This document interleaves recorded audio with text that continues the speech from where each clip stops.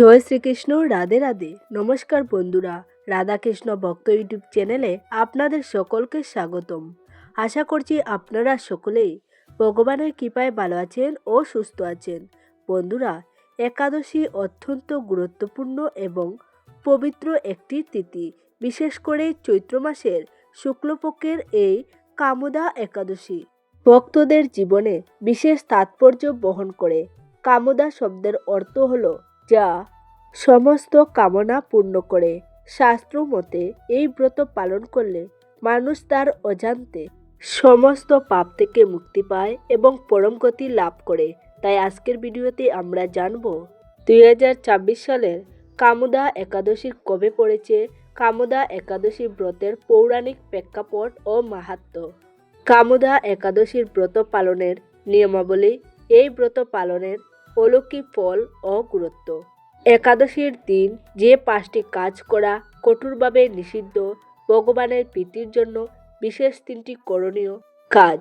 তাই আজকের ভিডিওটি খুবই গুরুত্বপূর্ণ হতে চলেছে।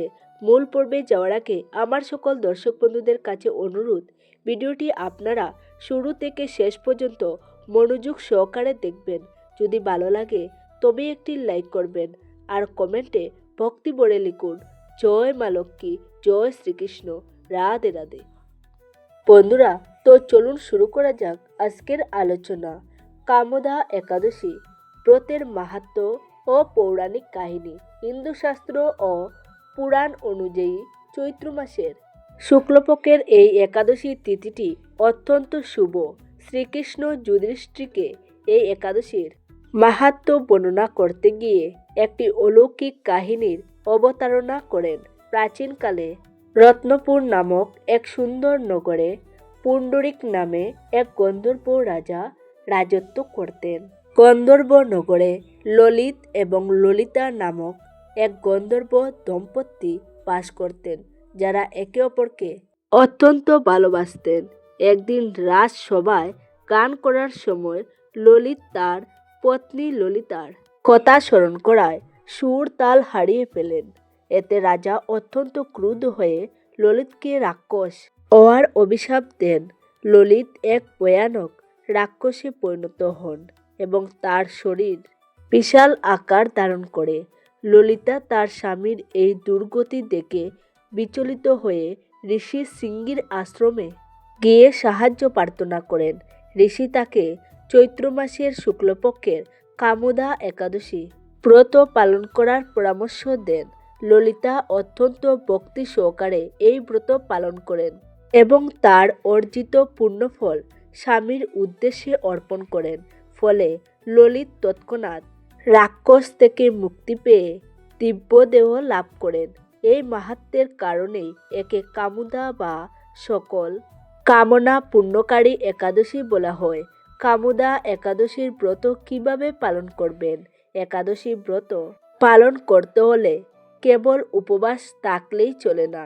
এর জন্য নির্দিষ্ট কিছু নিয়ম এবং শুদ্ধতার প্রয়োজন হয়।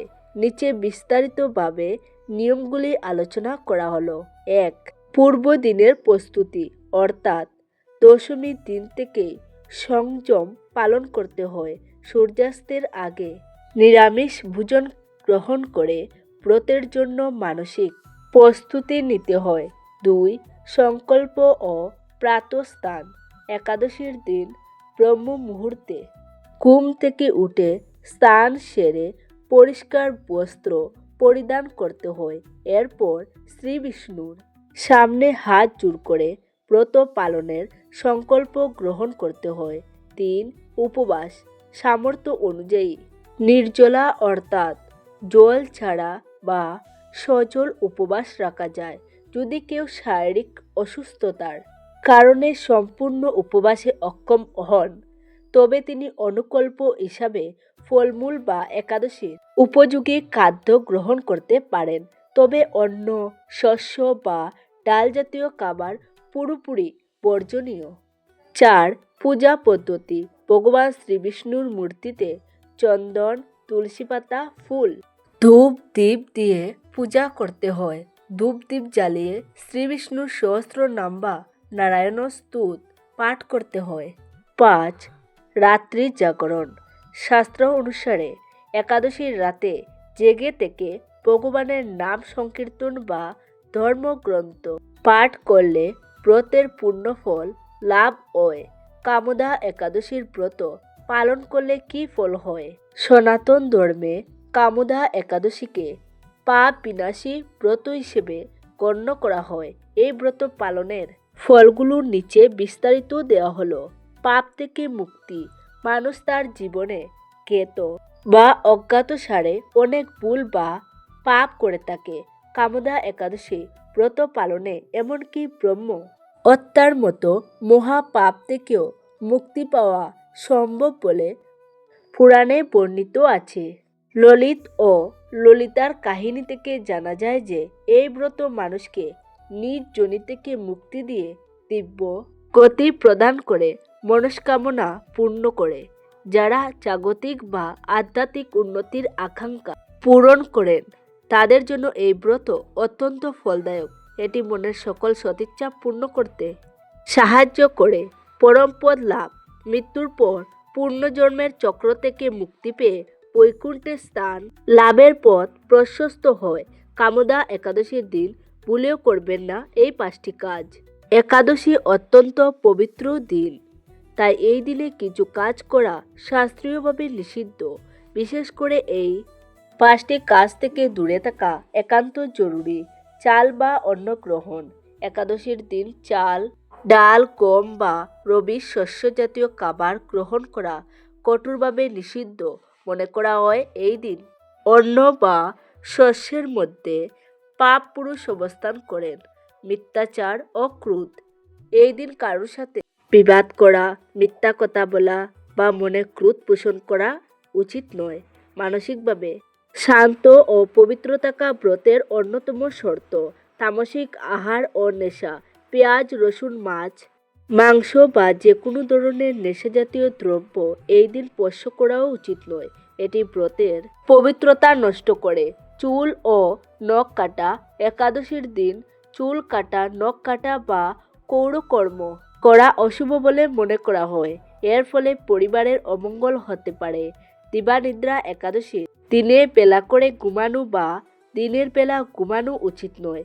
এই সময়টি অলসতায় না কাটিয়ে ভগবানের স্মরণে ব্যয় করা উচিত। কামদা একাদশীর দিন ভগবানের জন্য করুন এই একটি কাজ। ভগবানের আশীর্বাদ লাভের জন্য একাদশীর দিন বিশেষ কিছু কাজ করা ভক্তের কর্তব্য। 1. তুলসী সেবা ও আরতি। শ্রী বিষ্ণুর অত্যন্ত প্রিয় হল তুলসী। এই দিন তুলসী তলায় প্রদীপ জ্বালানো এবং তুলসী পরিক্রমা করা বিশেষ পুণ্যের কাজ। তবে মনে রাখবেন, একাদশীর দিন তুলসী পাতা তোলা নিষিদ্ধ, তাই আগের দিনই পাতা সংগ্রহ করে রাখতে হবে। 2. বিষ্ণু সহস্র নাম ও মন্ত্র জপ।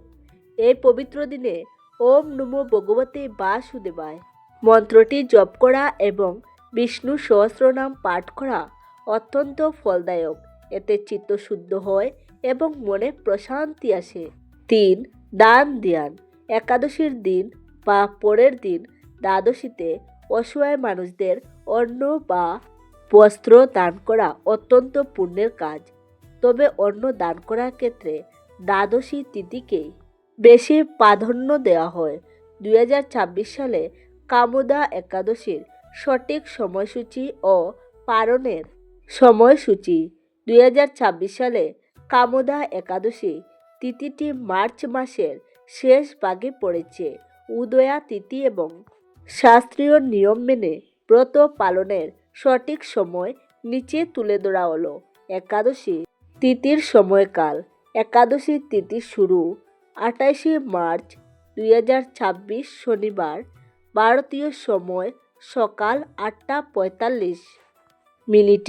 একাদশী তিথি সমাপ্তি 29 মার্চ 2026 রবিবার, ভারতীয় সময় 7:46। ব্রত পালনের প্রধান দিন, শাস্ত্রীয় বিধান এবং উদয়া তিথি অর্থাৎ সূর্যোদয়ের সময় যে তিথি বিদ্যমান তাকে অনুসারে 2026 সালের কামদা একাদশী ব্রত পালিত হবে 29 মার্চ 2024 রবিবার ভক্তরা এই দিনেই সম্পূর্ণ উপবাস এবং ভক্তি সহকারে ব্রত পালন করবেন। পারণ বা উপবাস ভঙ্গের সঠিক সময় 30 মার্চ 2024 সোমবার। একাদশী ব্রতের পূর্ণফল লাভের জন্য দ্বাদশী তিথিতে নির্দিষ্ট সময়ের মধ্যে পারণ করা বাধ্যতামূলক।